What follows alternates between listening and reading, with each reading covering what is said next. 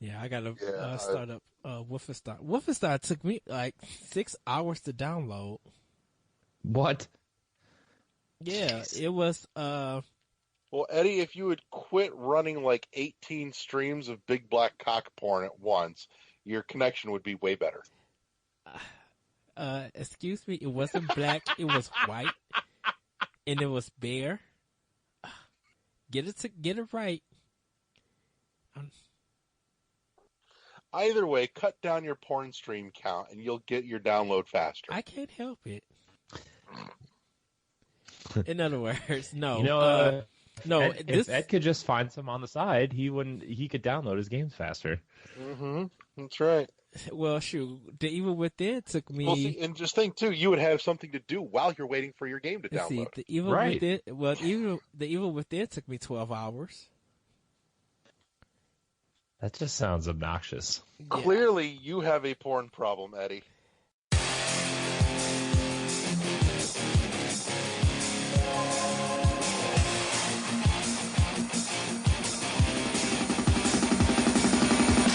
Starting the recording.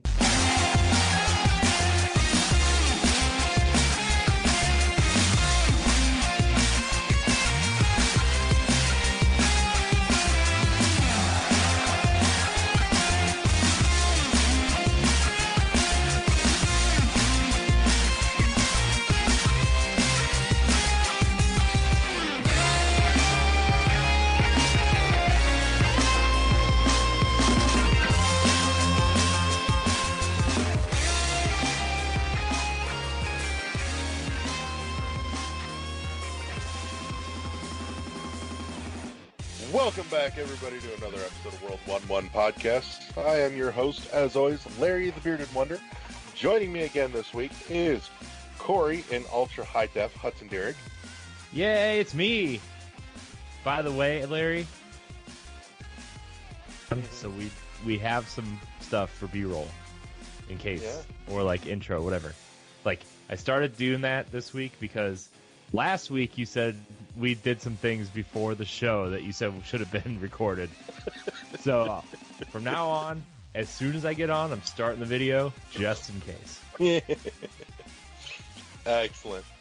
And also, to my west is Eddie V.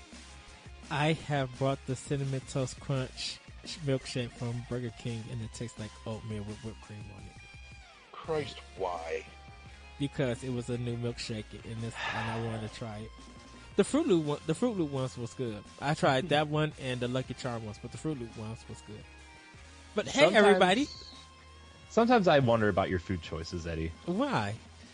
I wonder a lot. I don't know. Every time, a lot like of your last night, choices. let's see. Last night, you and Jesse in the Arsenal X chat were talking about something, and I woke up and all I heard was something about Panda Express and Philly cheesesteaks, and I'm like, I don't want to know. No, I was just saying, should I drive to the mall to go get some food, or should I go to Panda Express to get some food? I was letting you guys do my meal choices. Larry, shut it. Panda Express is terrible. Shut it. I'm gonna tell you why to shut it. Because when I come back to Indy, to South Bend, you already know what we're doing. We're doing Metroid, and we're doing well, we still got to do that Italian place. I think we're gonna probably do that first. Politos. We still haven't hit up Hanayori yet either. Yeah, we got to do that. That'll probably be like Saturday or Sunday night or something. Oh no. So, but yeah, food, always food, all the food. Yeah, because Panda Express is still awful. Well, it was because I was by when I went to GameStop. I was just like, I'm by there because I didn't want Jimmy John's or Dunkin' Donuts or McDonald's. I had enough of that, so I'm just like, Panda Express. I could have ordered Chili's, but didn't feel like doing that neither. So, you know what I just realized? I was looking at it at the store yesterday, and the Bowser amiibo for Odyssey looks really nice, except it has this super obvious part where the jaw is like glued on. It is unbelievable. And I'm sitting here and I'm looking at my Bowser, my Smash Bowser, and he's got it too, but it's not nearly as obvious. Like, what is it about Bowser that they have to glue on the jaw as a separate piece? Why? It's probably because, like, to get the shape they want, like, from a sculpting perspective, like, they can't get behind his jaw to make the proper, like, neck to Bowser shell chest thing. So, like, they have to have a separate mold for his mouth, because there's a couple other characters that have that too. Like, my Charizard amiibo, the wings are obviously glued on. Yeah. Donkey Kong looks kind of funky. I wish it was Funky Kong. Man, that'd be awesome. I want a Funky Kong amiibo.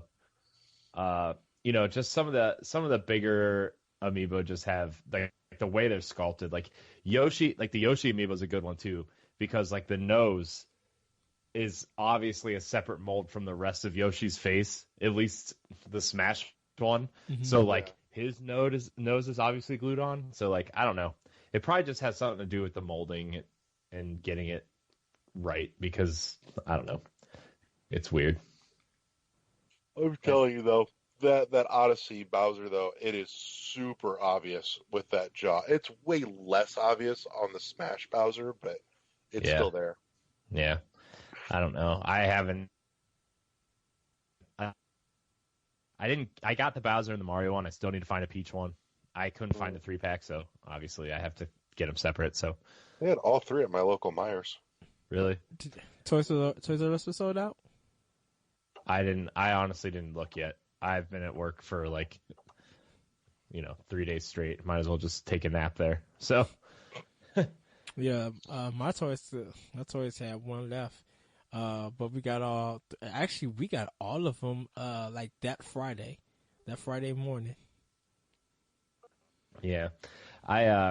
I'm probably, I don't know, Amazon still has them in stock. I don't know yet. We'll see. I need to get paid first though before I buy anything, because too many games.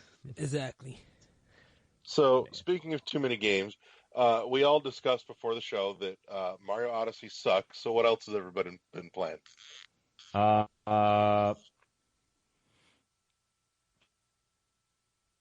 Which games I've been playing? I've played this week. Okay, FIFA 18, Fire Emblem Warriors, Mario & Rabbids Kingdom Battle, Sonic Mania, Rayman Legends, ARMS, NBA 2K18, Mario Kart 8, Zelda, and Mario Odyssey. How the fuck do you have time to play all that? Well, see, when you play games in 15-minute spurts and then you change it out, you get where you need to go. Once again, I'm going to move you to the corner. No, but seriously, my wife and I played Mario Kart 8 this week. It's the only game she'll play with me.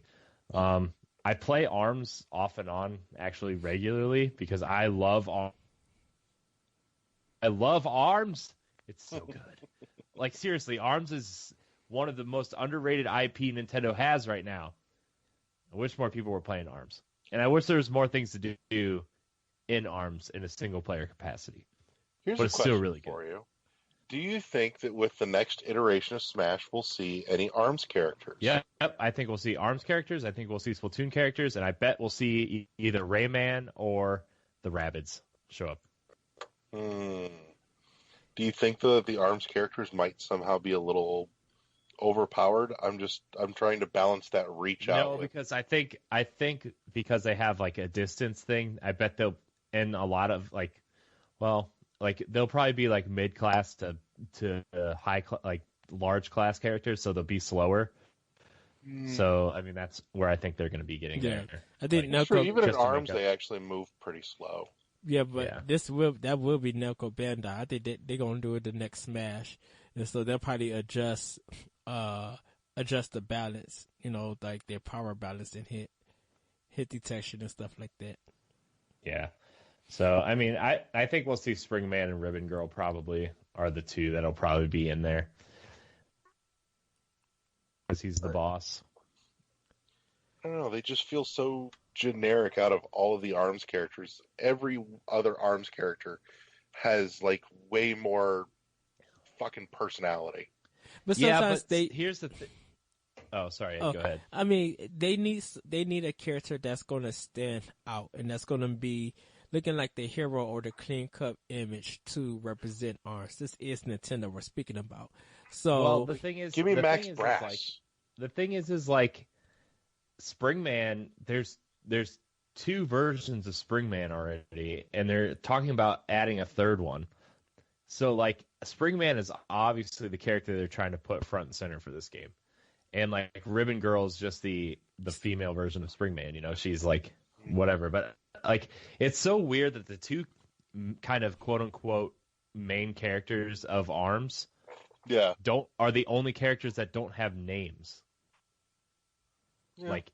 Like, you know, Springman is not a name. It's like a superhero name or whatever. It's not like title. It's not like Carl, you know. Mm-hmm. Carl that kills people. Well, I think it's just easier for people to remember, and you know, doing this for a Japanese audience before an American audience. Yeah. So what I would love to see more than Smash characters is just amiibo of ARMS characters. That's what I really want. And they would have like the flexible arms similar to the Guardian for the Zelda ones. Mm-hmm. Yes, please. Please, Nintendo. Take my money. Haven't taken enough of my money this year yet. Jeez. Right. You know Nintendo is totally Scrooge McDuck in it. I know. Dude, I love like tangentially related to ARMS. I love how your shirt just says sports. I know, right?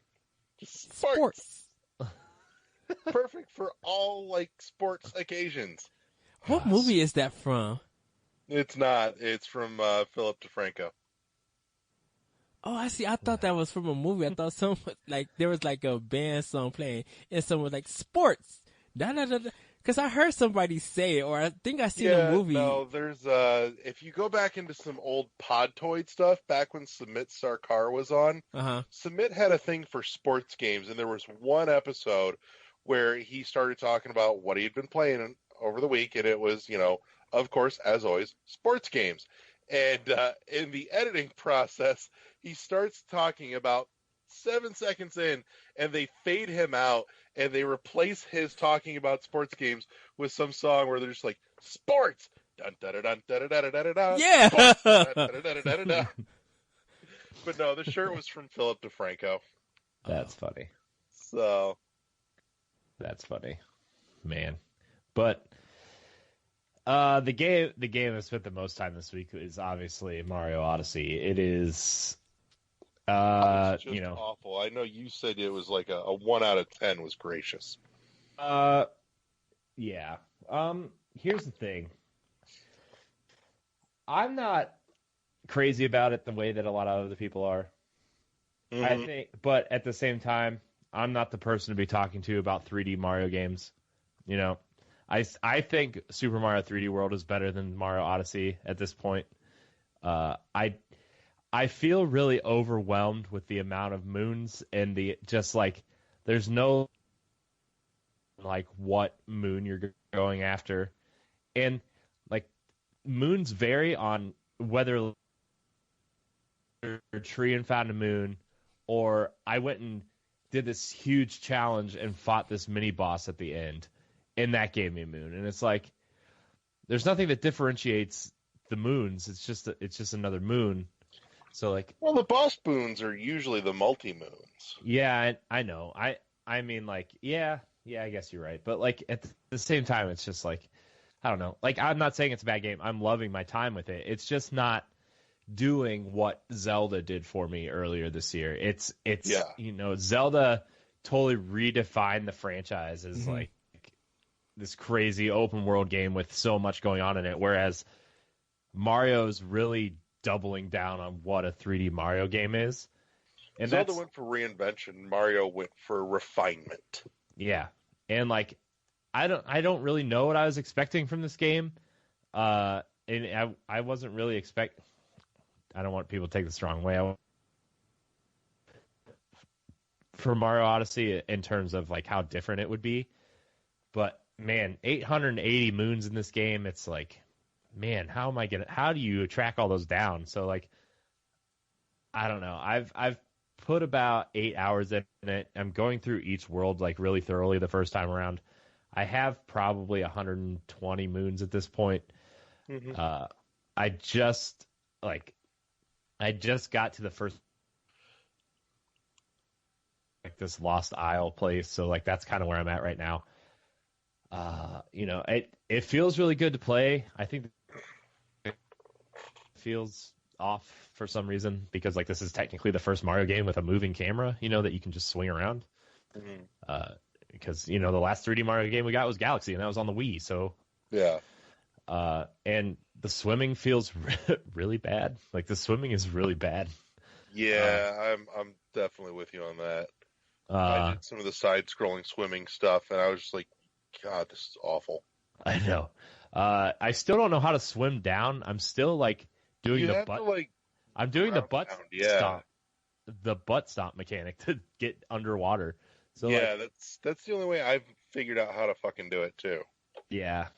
But with that said, like I think the level design is awesome. I think the game looks great. It's really beautiful game. Mario controls well. Cappy like capturing things and trying to figure out what to do with different enemies for the first time is really cool. Some of the enemies are timed, some of them aren't. So like I really like the.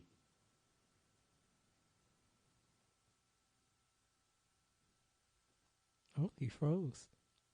He did. He froze hardcore. There he goes. Welcome back. Oh, sorry.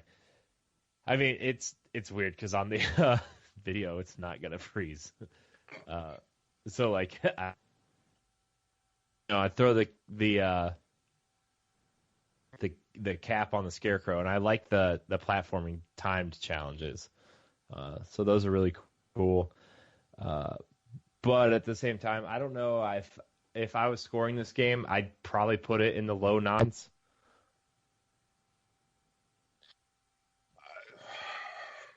But I mean, it's a Mario game and it is great. It's fantastic. I know I'm going to see it through because I want to play this before I get into South Park or AC or Wolfenstein.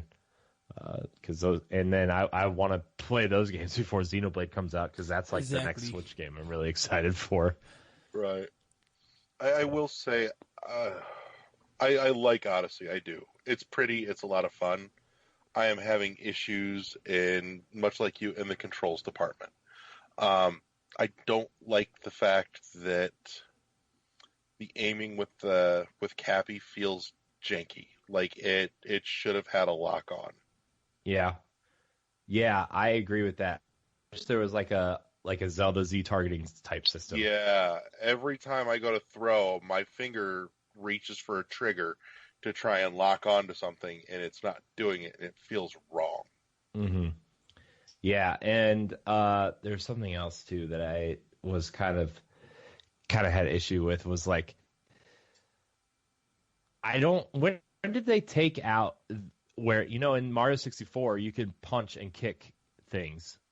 When did they take that out? Apparently, when they brought in Cappy. Right after Super Mario 64. Like really? Yeah, because when Mario Sunshine, you couldn't do that, and even in Galaxy, you couldn't do that. I mean, it's been so long since I played like a proper 3D Mario game. I guess I just like was expecting to go in there, being able to punch things too, and it's not there.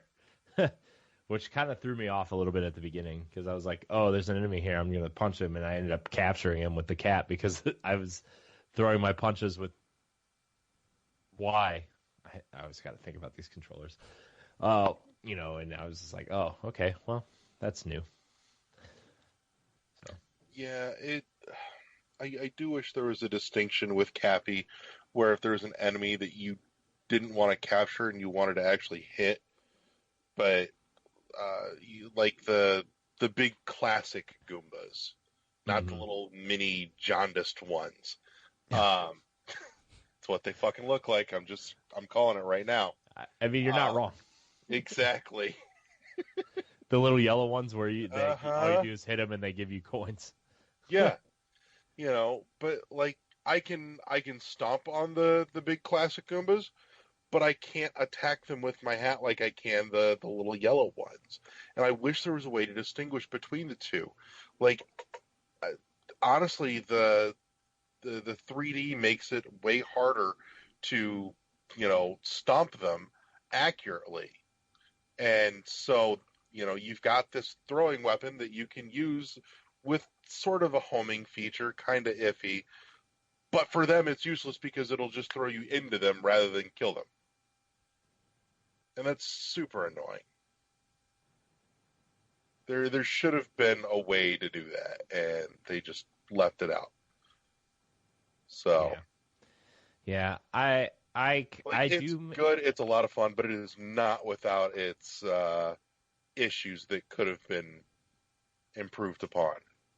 Yeah, like this game just kind of like the other thing I miss too is like I know like the capture mechanic is they're trying to do the same thing with the capture mechanic, but I miss power ups. Like I miss going and finding like the Tanuki suit or the flying cap or Metal Mario, or I miss that part of Mario. Yeah. And like I understand not the same thing. So like I don't know. I don't get me wrong, I think this is a fantastic game. It is a must own for Switch.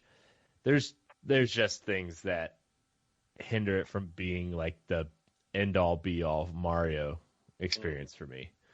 No, I agree. There's, and I'll tell you flat out all day long, I still think Mario 3 is better than Mario World, and a big part of that was all the fucking suits. It's true. That variety of power-ups was awesome.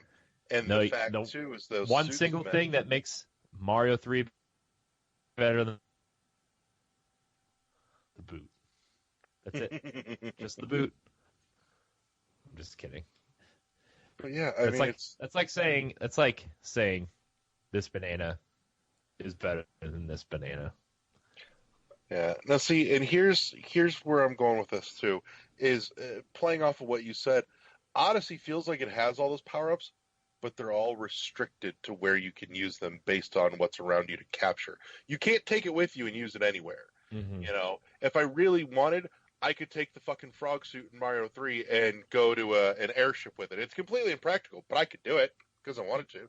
Yeah, but to be fair, in most 3D Mario games, that's true. So it just,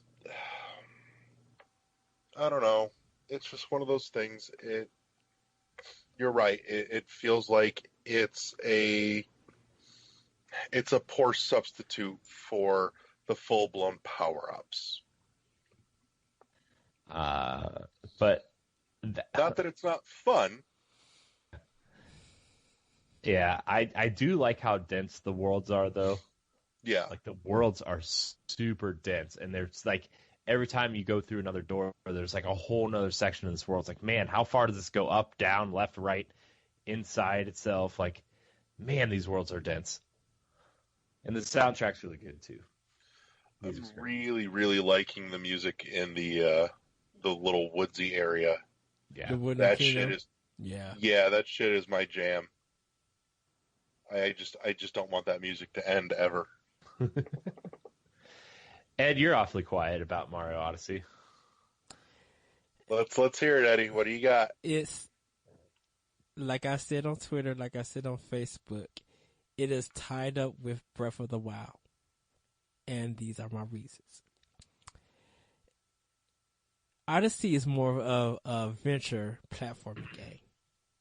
And the fact that power-ups are taken out, which is fine, because power-ups in any Mario game is restricted to that land. Now, you brought up 3.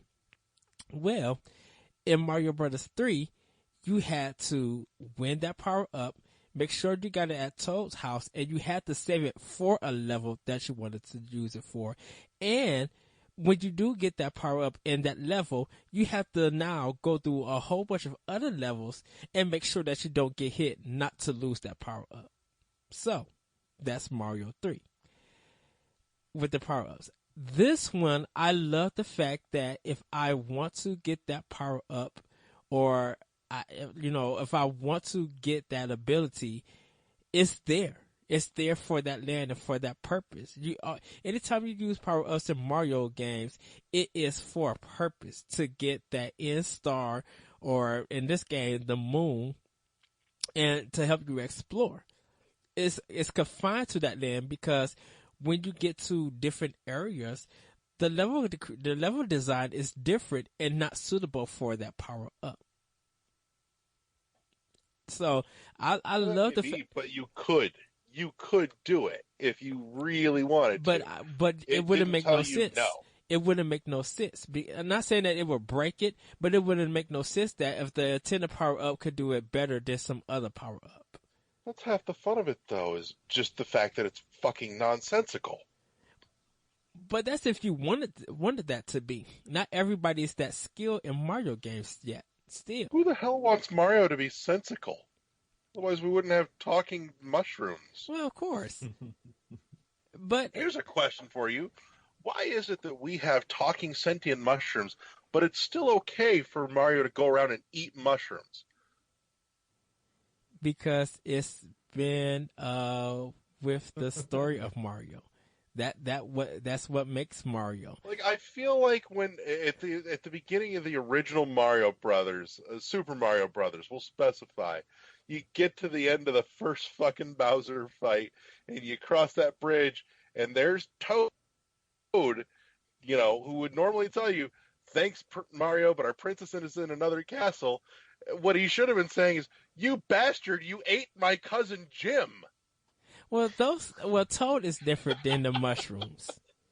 But he's a fucking mushroom. No, not really. Yeah, he is. No, he's not. Toad's not a mushroom. Toad's a fucking mushroom. He's part of the mushroom kingdom, but he's not a mushroom. Toadstool. It's a mushroom. How?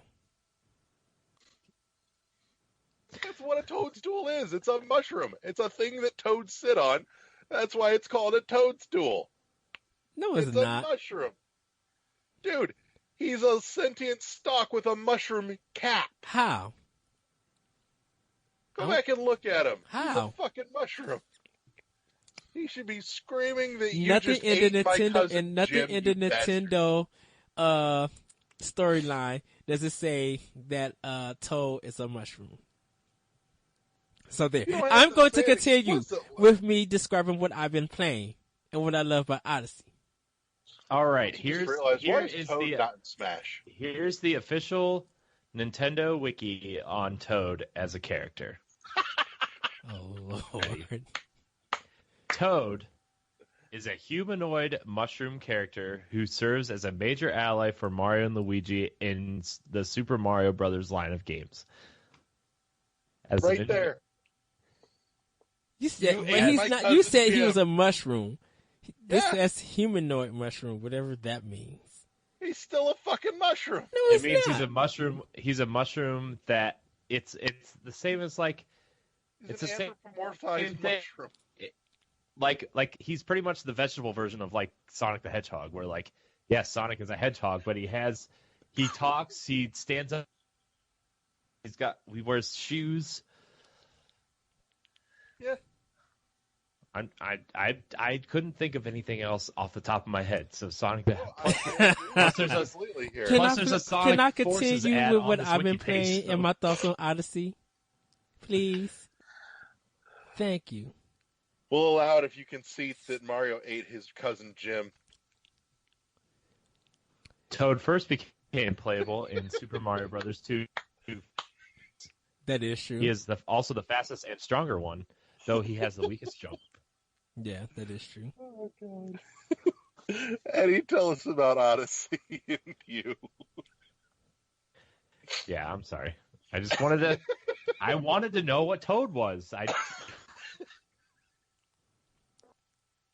Oh, he froze again. Oh, so, but Odyssey is up there with Breath of the Wild for me. I think the problems that you guys have, I don't see it there. I really don't care for. I mean, it doesn't need a lock on because it's so easy to use Cappy and throw it in the direction that you need to use it. So I didn't have no problems with it.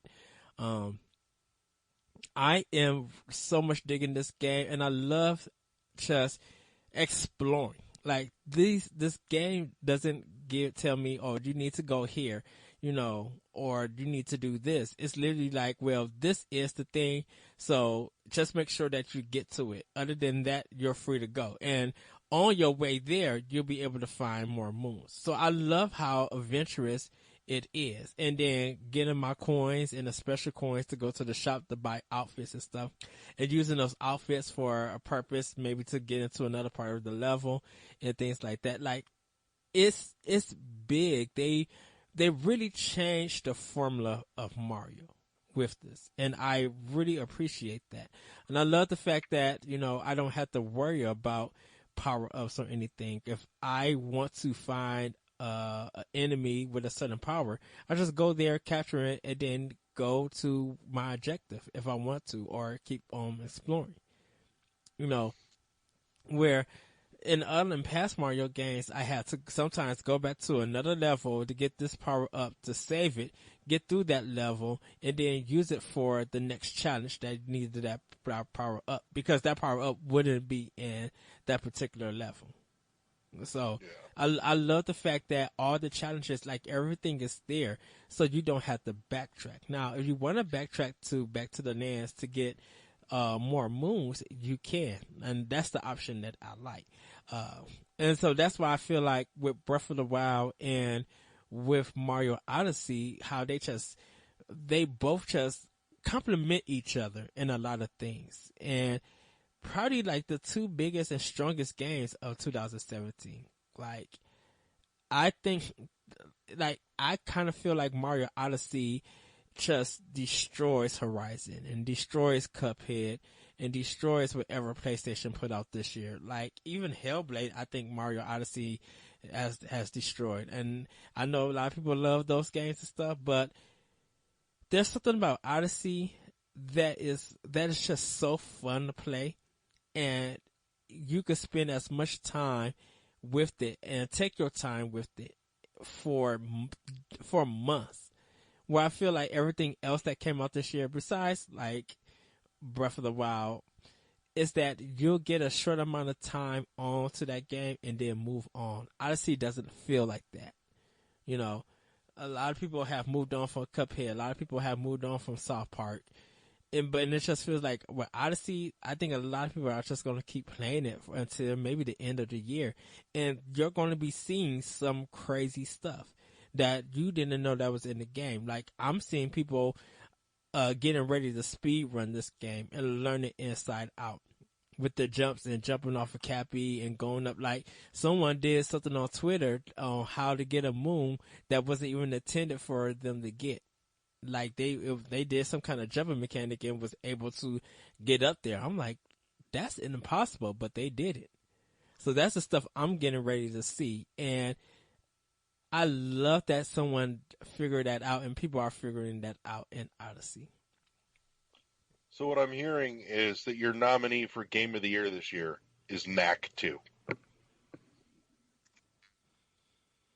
Electric Boogaloo expansion pack. Shut up. Knack 2, Return of Jafar, back in the act. No, I'll wait for Knack 2 to go to 1999 before I get that. But yeah, Odyssey and I'm not even going to waste my money on Knack 2. I will even waste my money on Knack 1. I got Knack 1 for cheap, so that's why. And I got a PS4 at launch. I bought Killzone instead. Like everybody else. But that's the bad when PS4 came out, because everybody was just like, all you really need is Resogun. Like, people were talking about Resogun was better than Killzone. Yeah, I know. I think I played Resogun for like the first 2 weeks I had a PS4. And that game was free. And everything else I got, like, I was going to get Black Flag, but I'm like, nah, I get it for Wii U. I don't even think, like, honestly, I don't think I touched my PS4 outside of Resogun after I beat Killzone for like 6 months. Because I was too busy playing Wii U. Well, shoot, I got my PS4. I love my Wii U. I got my PS4 with the Star Wars Battlefront and didn't even hook it up for almost 2 whole weeks after I got it. I was still playing Xbox One and Wii U and 3DS. I'm like, oh yeah, I got this other system that I need to hook up and play. Yikes. So I will say you hit on something that I really do like about Odyssey, though. One of the things that I just did not like at all about Mario 64 is when you jump into one of the painting worlds, it would give you a list of like the different stars you could go after, but whichever one you picked was the only star you could get at that point.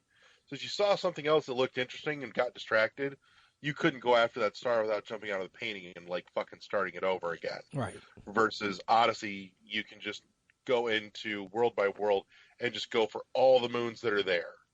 And then on top of that, it won't start you back at another point once you get that moon. It's like, hey, you found this moon, now just keep going. Right. And I so adore that fact over Mario 64. That was one of the biggest things that pissed me off in 64. And I like that. Like, there's just stuff hidden to make you work to find it. You know, because I'm still on the Wooden Kingdom, and out of the 54 moons, I got 25. Because I think I got most of the moons that are on the top part, but then there's the deep woods. So now there's like a whole new section that's like really quiet and really dark that I have to try to find moons and stuff. And I love that it just has it, you know. And it just breaks down the list on when you find that, you be like, oh, this was the challenge. Okay. And you can continue on from there. Yeah. You know? That's another thing that I think they've done really well is they put just enough moons between you and like the end boss of each section, so that if you're not digging that world or that kingdom, by the time you hit that boss, you'll have enough moons to move to the next one.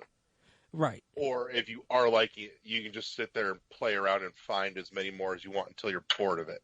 And that fact is, I think, a tremendous help with Odyssey. It's funny, it doesn't hold you hostage in any section any longer than you really want to be there. It's funny that they actually let Bowser speak in this game. Like, they gave him subtitles to speak. I'm like, well, this is a first in a sense. Because anytime he speaks, it's always in the the Mario and Luigi games. That's the most. I've spoken the Paper Mario stuff too, but yeah, no. The Paper Mario stuff, but like to actually see his lips move and hear him growl like, rawr, rawr, I'm like, this is a nice, because mostly he'll just laugh, do a grunt, and then move on. Like, so it's good to see that he's done something in this game. Yeah, the graphics are beautiful and everything. I've literally been playing it in handheld mode. I've been taking it everywhere, and as I wait, I just put it out and just start playing it. It's so good. Like, I believe it deserves the 9.75 from Game Informer, and it definitely deserves the 10 from IGN. Like, it's up there with Breath of the Wild, like I said, and it's really tied up now. Me and Corey have discussed this for Game of the Year. I still feel that, and I'm gonna finish, and I'm gonna try to do my best to finish Odyssey. But Breath of the Wild, I think we have more of a conversation, and it did more for a genre than Mario Odyssey is doing. You know, Mario Odyssey is kind of like almost another system seller with Breath of the Wild. Where Breath of the Wild, it's a system seller, but it did more to change the genre and really make people in the industry who make games like this those kind of role-playing games, make them actually rethink on their mechanics and gameplay. So Breath of the Wild does more than Odyssey, but Odyssey is definitely a reason to own a Switch along with Breath of the Wild. So that's another system seller. I definitely agree with you. Like, I know we kind of talked, like, the bad things in Odyssey aren't bad.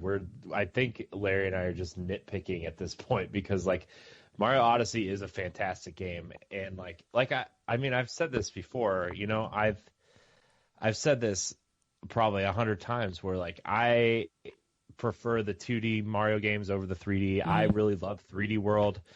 I love when you go into an area and it like in Zelda it's different because part of the experience, right? Whereas and for me Mario has always been get from point A to point B, but in between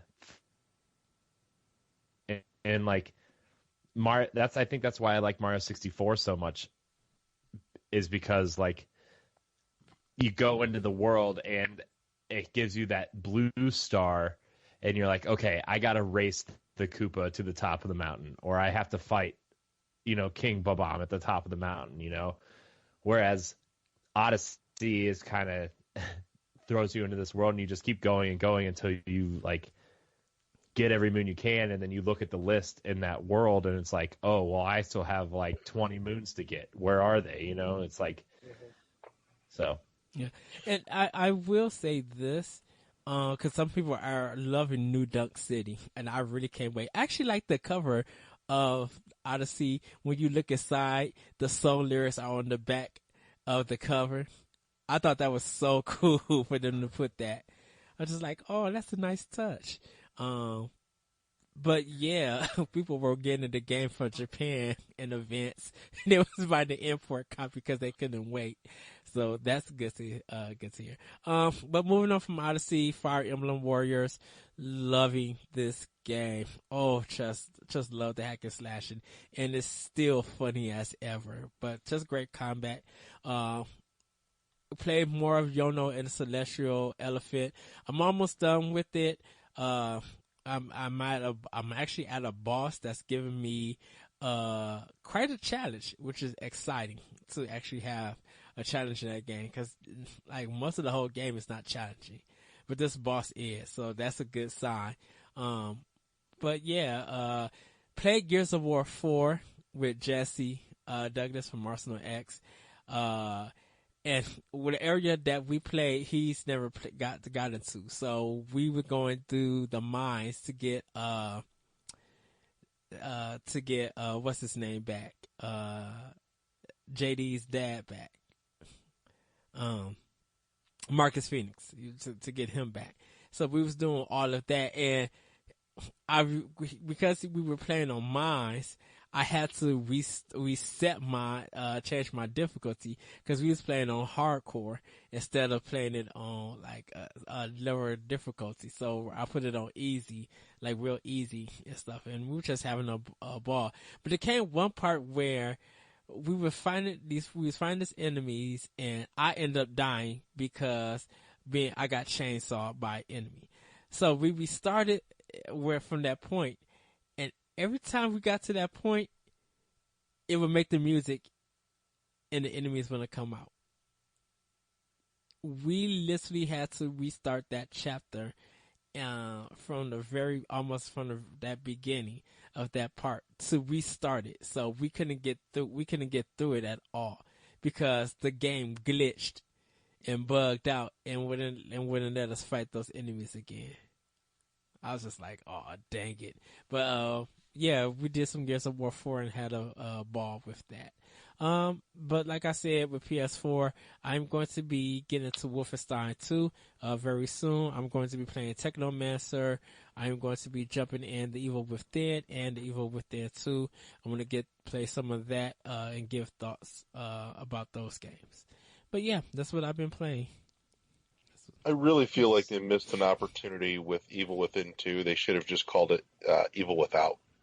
Oh wow. The Turing test I'll be returning to also. I just got with Odyssey and got with Gears and Halo 5. I'm about to finish that up because I'm halfway done with that game. Before I jump on Halo 4. I can't. The more and more I watch on Assassin's Creed, the more and more I want to play it. Like I know in my heart of hearts, I'm probably going to be disappointed as I am with every Assassin's Creed I play except for Black Flag and Brotherhood, I guess. But like, man, that game looks so just good. I want to explore ancient Egypt. I think it looks cool, and I can't wait to play it. But probably won't be playing it till the end of November because of birthdays and holidays and other things. Yeah, and I'm gonna try to get done with stuff because, like Corey, I'm like Xenoblade Chronicles Xenoblade Chronicles 2 Collection Edition with the controller. Yeah, I'm locked in for December. Dude, I cannot wait for Xenoblade. Yes.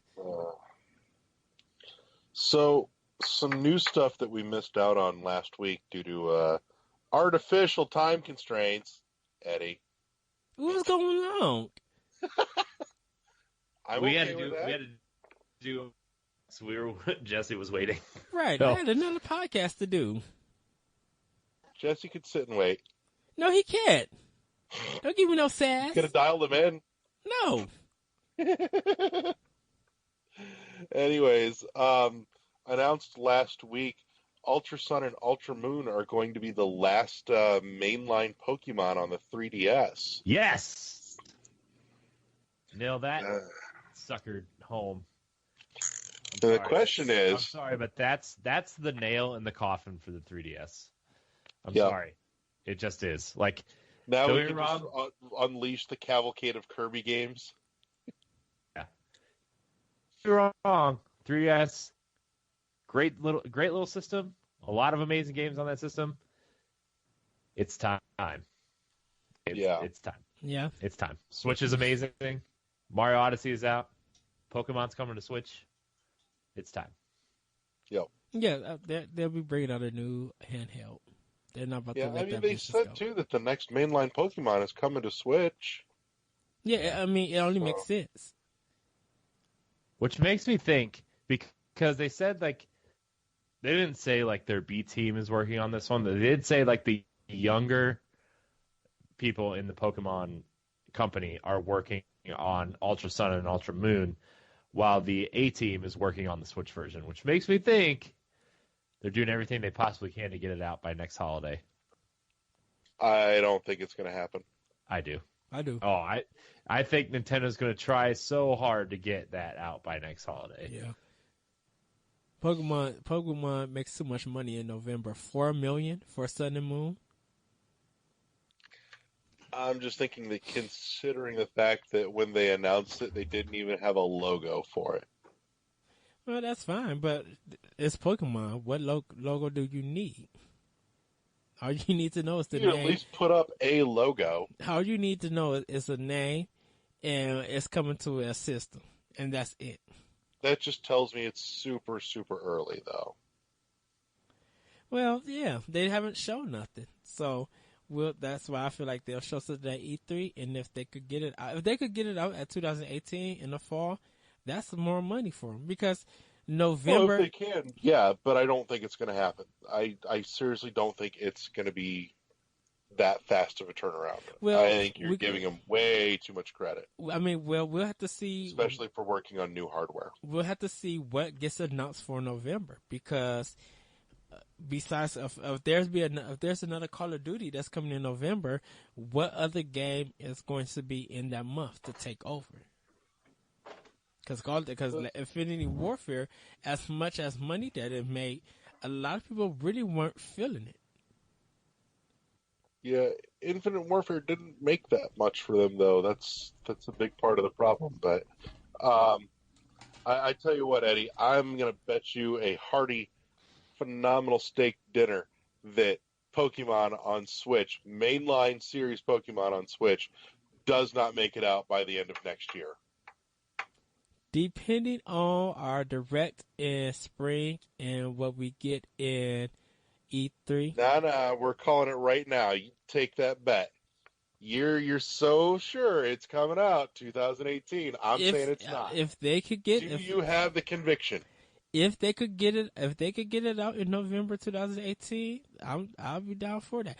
That's why I said it's going to be. We'll see when it comes to their first direct in spring and what happened in E3.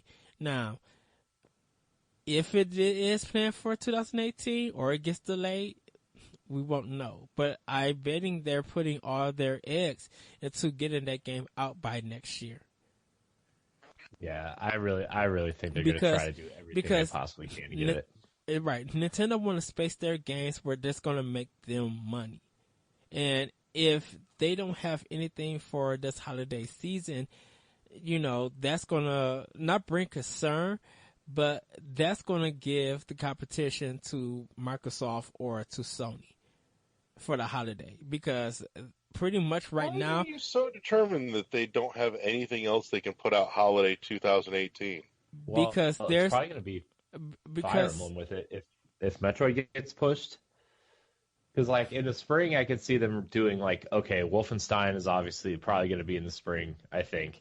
Mm-hmm. Yoshi and Kirby are going to be spring games. There's no point in putting those games out in the fall. Octopath Traveler, as much as we're excited for that game, I don't think it's really a big system seller. I mean, I think one or two, I think a couple people will buy a Switch for that game, but, I think, Fire Emblem and Pokemon are the big games that they've announced so far. And Metroid will obviously be 2019. The more and more I think about it, the more, I think it all depends on what the February Direct does, and then E3. Right. Nintendo was to have a strong fall and winter quarter. So they other thing is they want to follow up this year, man. How are you going to beat this year? Right.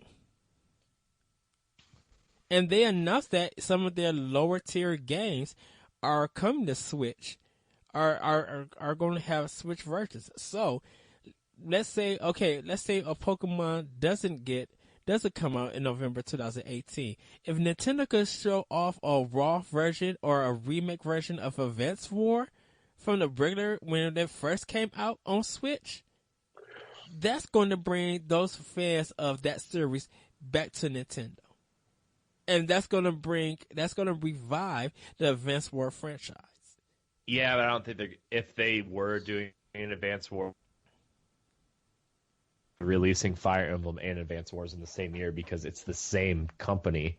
Well, yeah, it's the same company, but that's just double money for Nintendo and double money for Intelligent System. I think it's Intelligent System. I think that's it.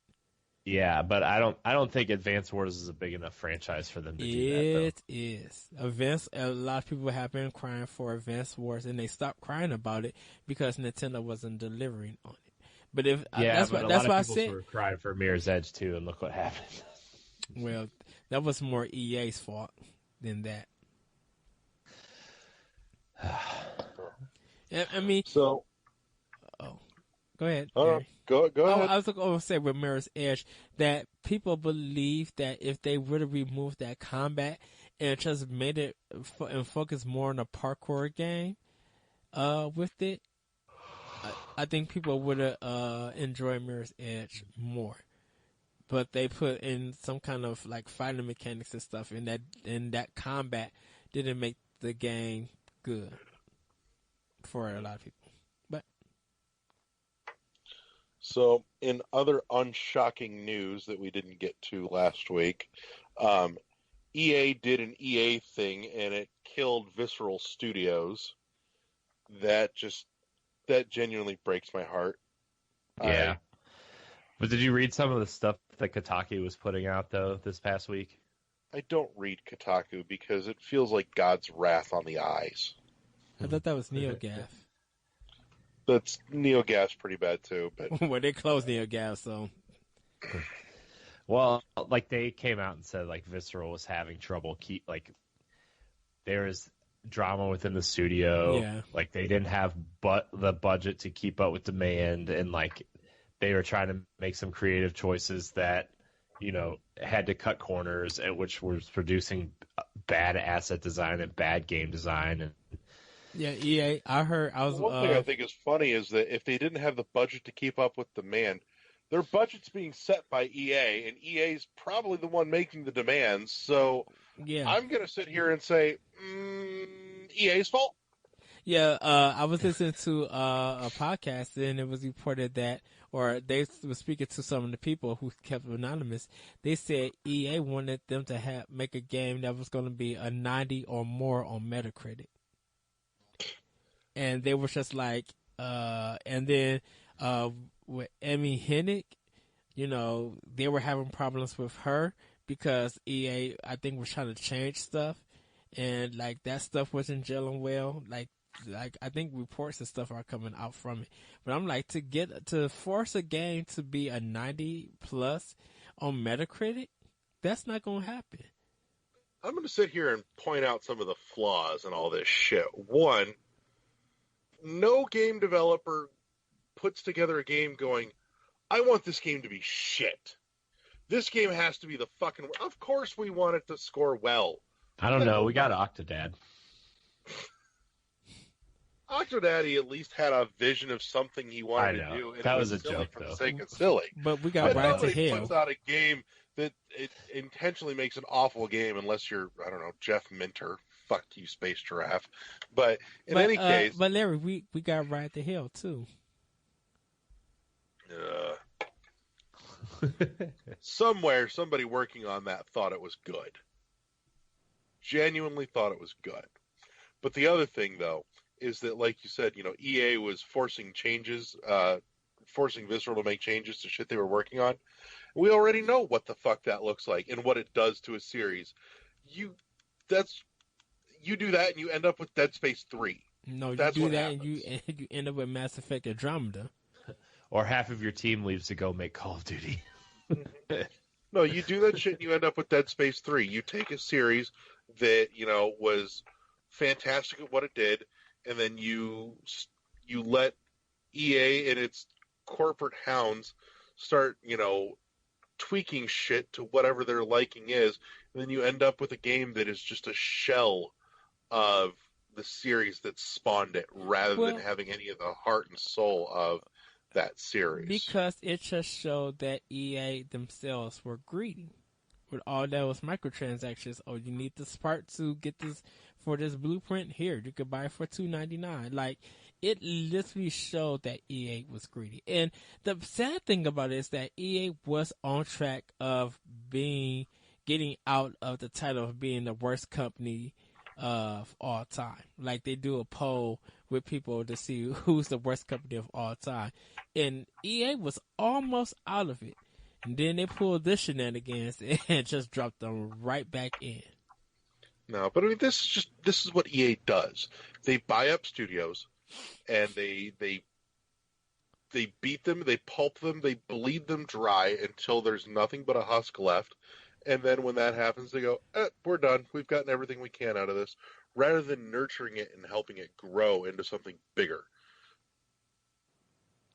Yeah, it's a shame. I mean, I think part of the thing too is like, even like the staff, quote unquote, having drama with the higher ups. I think like another thing too is Amy Hennig is used to having a team with, because Sony would always provide you with a bigger budget because they're making money off of other things, right?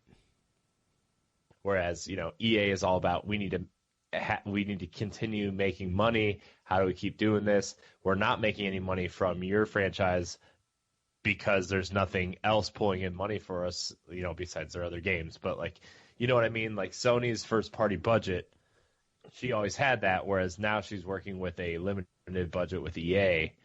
And so that I could see them button heads there too. I had an analogy for this in my head earlier this week, and it was something to the effect of EA is like Galactus, and we, the consumers, are just Silver Surfer. We refuse to let it die. We keep feeding it so long as it just keeps that one thing alive that we just refuse to let go of. And in this case, I think for EA, it's sports games. It is honestly what's keeping EA afloat. Like, if everyone decided we could live without EA's fucking sports games, we could stop buying the rest of their shit and let EA die and stop killing and eating other studios. Well, it will have to. Well, with the sports games, it's going to have to be with the leagues. Actually, they will have to break their contracts with EA because they're the ones that They don't have to break their contracts. We just have to stop buying it. But if the leagues stop their contracts with EA,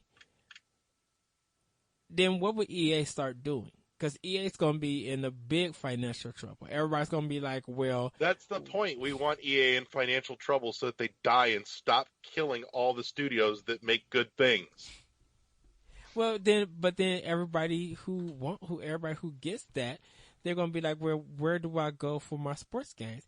And the only thing we're going to have, we're going to have Forza and GT for Sony and Microsoft, and our only real sports game that we're going to have is MLB The Show. Well, we'll have NBA 2K. You've got 2K. That's a whole franchise that could rise to prominence again. Because for a hot minute there, they were doing way better than all the EA Sports stuff. Well, that's going to be if the NFL goes back to 2K to do the NFL games. That's honestly the only reason that's the only thing that did in the 2K Sports stuff is that EA snapped up exclusivity contracts with the different leagues. Yeah, had it not been for that issue, the 2K stuff was outdoing EA hand over fist, and that's why EA locked in those contracts. When 2K did when they did that last NFL game for $20, and it played better than that Madden game, everybody was buying that. So in order to stop that, they brought out that contract, or they did something with the NFL for them to finalize. Someone have a monopoly on it. EA threw fuck tons of money at the NFL to lock up an exclusivity deal. And that's a case in point of EA being Galactus. They literally just threw fucking enough money at something to kill a better game. Nothing about EA is good here. I don't think they got a big return on their investment, because all the Madden games have been going down in sales. But they're still making the money because it's the only NFL game. Well, yeah, but the thing about they'll make their money at Christmas. They don't make that money when the game releases. There's been a lot of slow purchases for Madden, but it'll ramp up once it gets to holiday season, for I guess Christmas and Hanukkah and Kwanzaa and all that other mess. That's when Madden will pick up in sales. But when this new Madden came out, wasn't nobody buying it. I may have at my job. I may have only sold about 6 copies for both systems.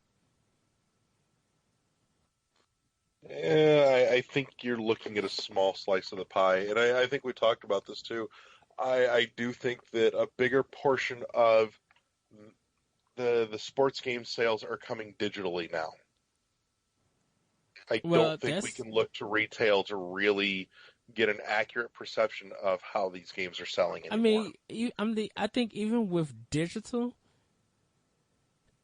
I really had no intention about talking about sports games this much, but I'm really glad I wore the sports shirt now. Sports. I think sports. I think even with digital sales for Madden and stuff, there's no conversation. I feel like if you was doing physical or digital, a conversation about Madden should still be ongoing, and it's not. Now, I think the ongoing conversation about Madden is that, man, I wish I had my PS2 still so I could play Madden 05. Ouch. Yikes. Harsh. But no, I'm not trying to be mean or anything, but I literally just had this conversation 2 days ago with a bunch of people that I work with, because they were debating on whether or not to get Madden this year because it's not great, and they realized that, and they're like, man, I wish we could just get PS2 Maddens because those games played really good. And I'm like, well, I'm not going to disagree with you, because that's the reason why I stopped buying Madden. I wish, if I could, I would still buy Madden every year because I enjoy Madden when it works. But if you give me this control scheme where I have to like predict what my guy's going to do instead of him just doing it when I hit a button or a direction, like that's not the football game I want to play. So I stopped buying Madden, and it sucks because like I don't have any other option. I really don't have any other option. So like I told Ed, I was really surprised at how well FIFA played this year because I haven't really bought a FIFA game. I bought FIFA 13 on Wii U, and I bought Cube and PS2, but like FIFA's not a game I'm going to buy every year because I don't keep up with soccer enough to know like, okay, this player plays for this club now and like whatever. Yeah. I just don't keep up with it. I'm sorry. There's too many leagues. There's too many different whatever. But like NBA 2K is a game that I do buy every year, right? Because it's good and I enjoy playing it.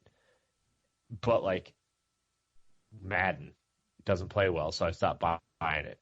The last time I bought Madden,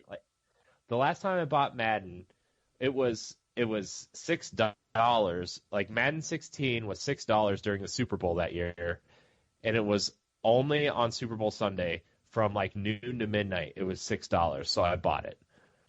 And I played it. Man, I really wish I wouldn't have spent the $6. Ouch. But before that, I hadn't bought Madden. I've been with my wife 4.5 years, and I've bought one version of Madden since I've known her. Hear that, EA? Get your shit together.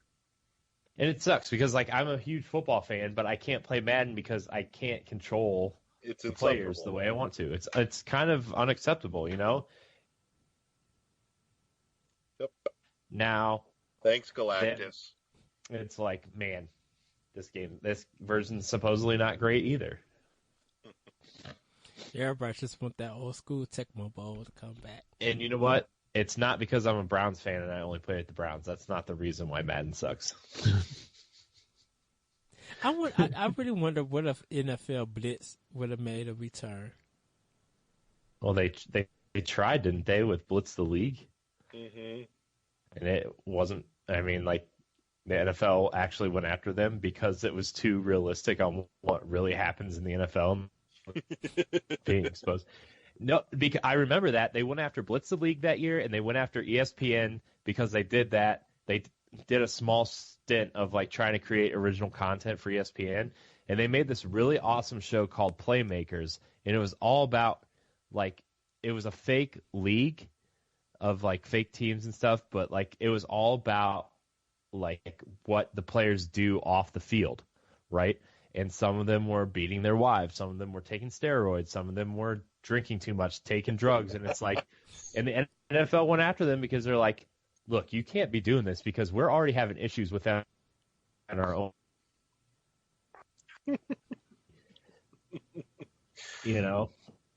So, I mean, that show was really good too. So I heard that actually the newest iteration of Madden coming out next year, though, special edition, comes packed with a football that doesn't inflate all the way. Well, they already have a cheater on the cover this year, so. Mm-hmm. Exactly.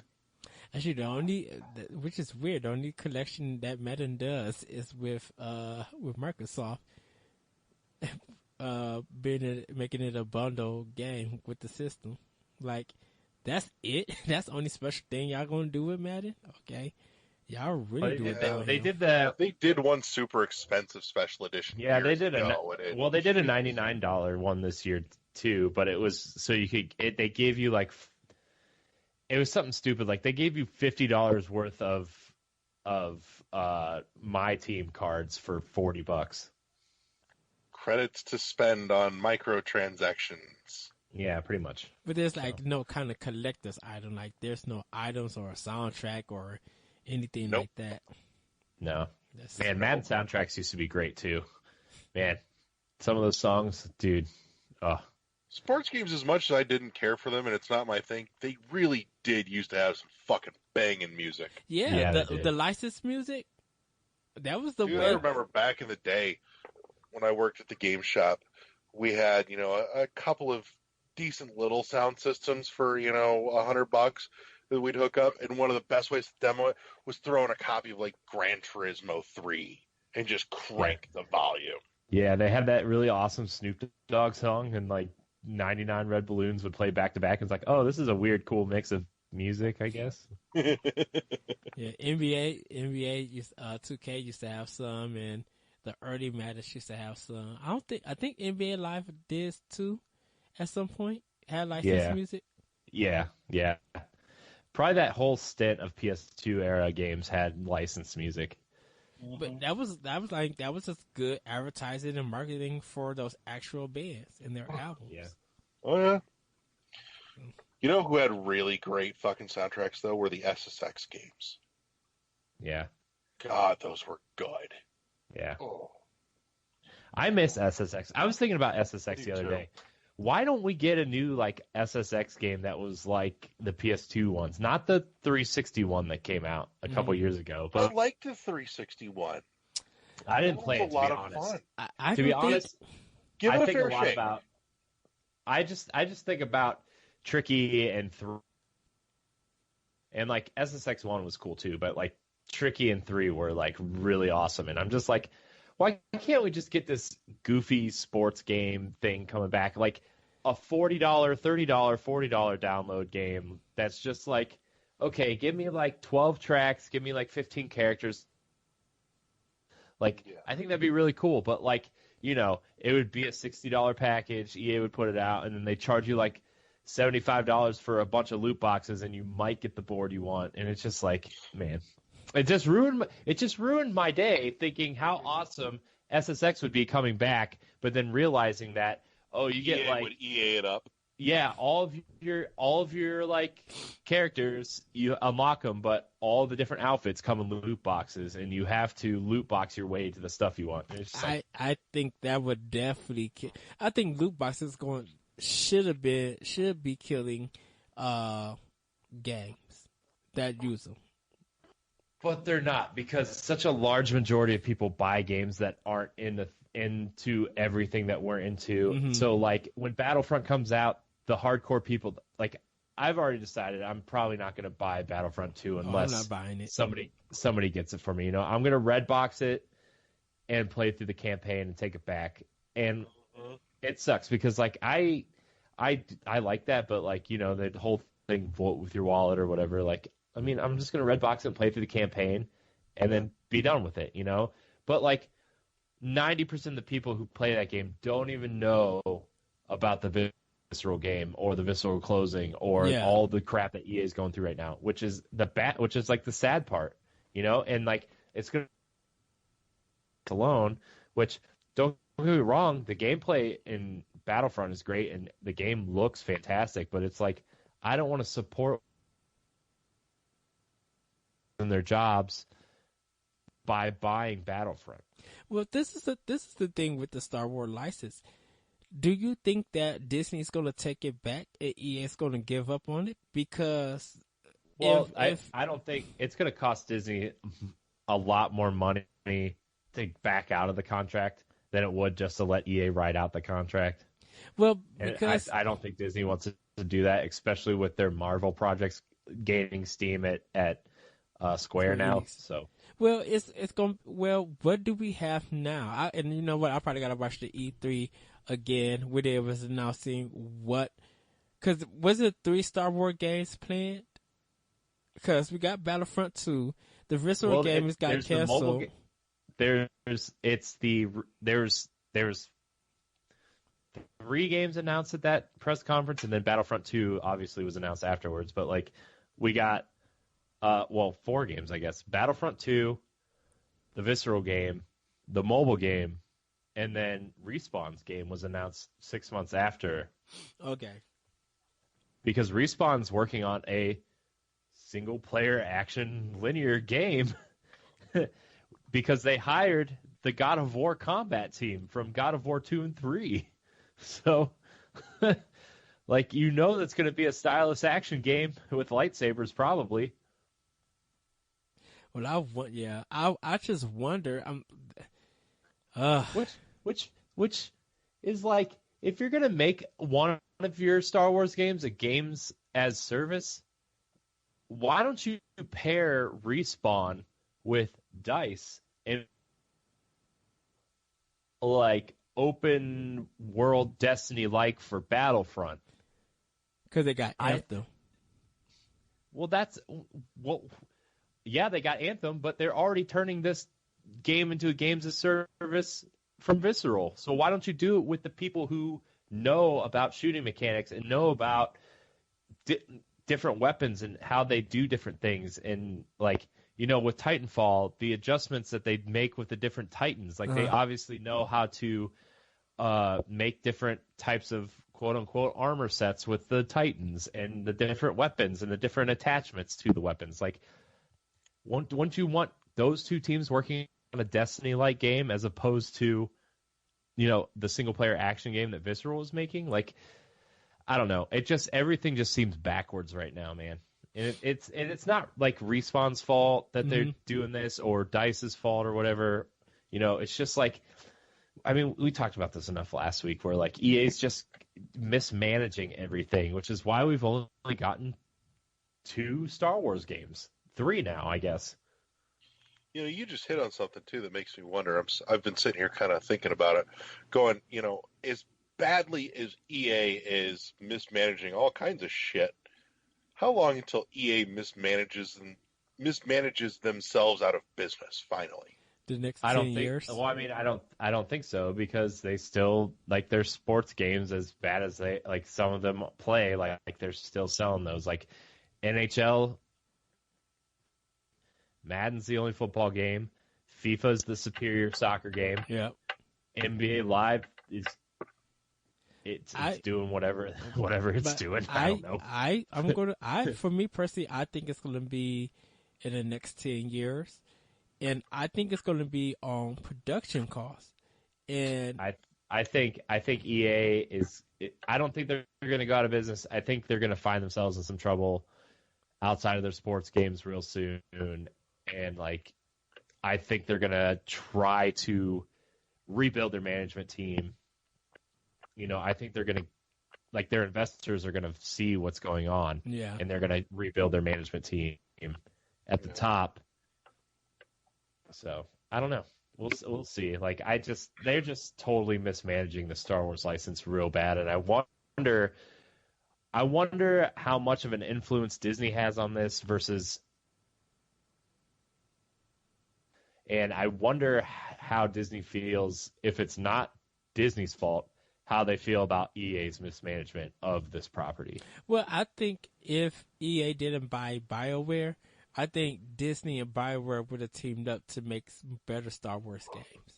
I think, like, bringing up BioWare, talk about a team that's been mismanaged. Like, my big fear is that BioWare is going to be the next studio that's closed. Yeah.